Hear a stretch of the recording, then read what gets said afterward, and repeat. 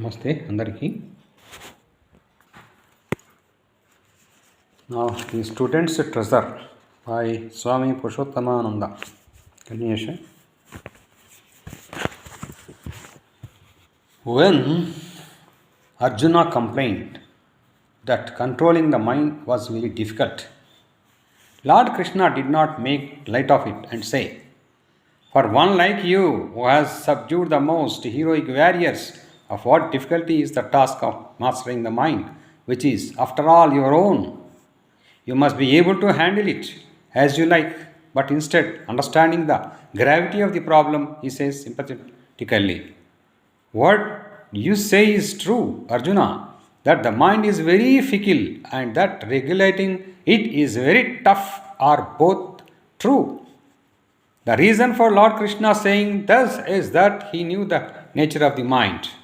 Every animal and thing on earth has a distinct disposition. To blow is the nature of the wind. To burn is the nature of the fire.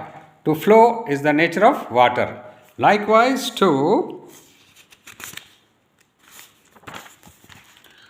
poke its nose everywhere, to jump about madly, to desire whimsically, to think about 1,000 things, to fret over a host of worries, to build castles in the air. Castles in the air, to bother about every other work than one assigned, is the nature of the mind. With surroundings tending to provoke the mind, which is by nature restless, what can one do other than dancing to its tune?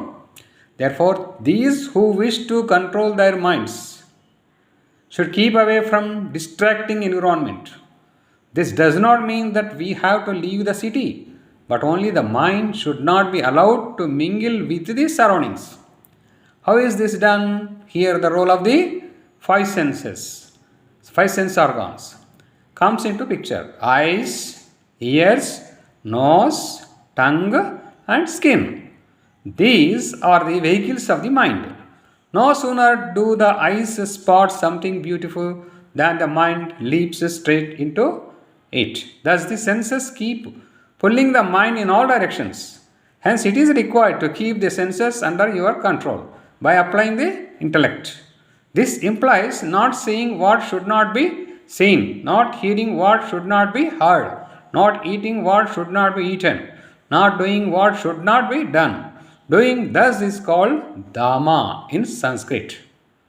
The mind can flow wherever it likes, independently also, without the help of the sense organs. In such cases, the mind should be brought back with the application of intelligence.